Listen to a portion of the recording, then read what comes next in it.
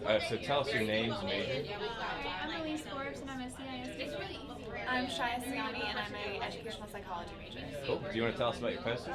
Yeah, it's called Get Out of My Swamp Nice. because it's about swamp preservation. And the main issue with swamps are people are mistreating them. They are cutting down the trees, they're draining them improperly, and just clearing out for various reasons like commercial, residential development.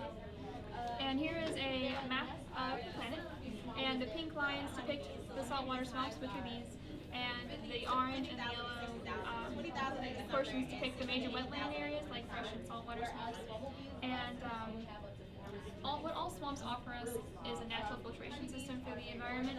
So contaminants enter the swamp, and then through natural processes, nice clean water is produced for the surrounding area.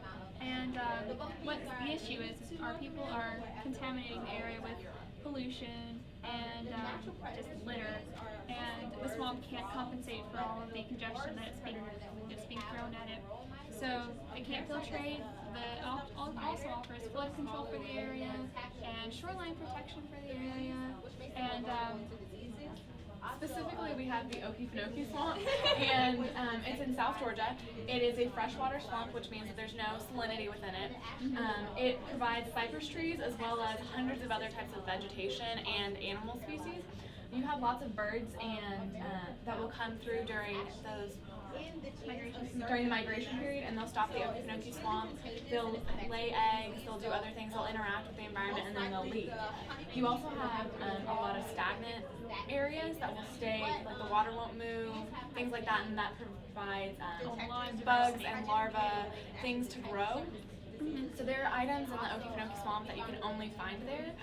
It's considered it's a swamp of national importance. So although, we may think, oh, it's in Georgia, we care about it because it's in Georgia, it's actually something that people around the world care about. Second largest swamp on the planet. And this environment is first. And it's actually owned by the National Wildlife Refuge, so it's not a state park, it's not a national park, which means that it doesn't receive the same funding that the Grand Canyon would have, for example. So it's because of things like that that we personally have to donate to these funds, so that way they're able to thrive. And it's a good thing too, because if it were a national park, it would be more catering towards tourism and little boat tours. You can pet the alligator, but in this case, it's not that. The main purpose is to focus on the integrity of the swamp and letting it do its thing, so we don't have to see it and mess with it all the time. Here's a graph of the various counties in Georgia and how much money they invest in swamp preservation. Ware County invests the most, and it's the closest to the Okefenokee Swamp of these four.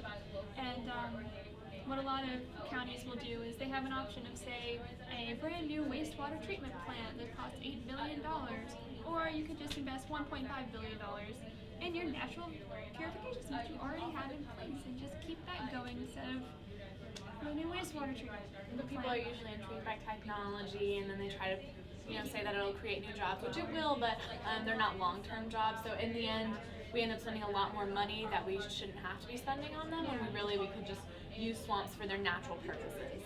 The biggest thing is don't litter. All right. So do you want to tell us something you took away from this, something you learned maybe you didn't know before? Don't litter. Don't litter. The integrity of all of this stuff is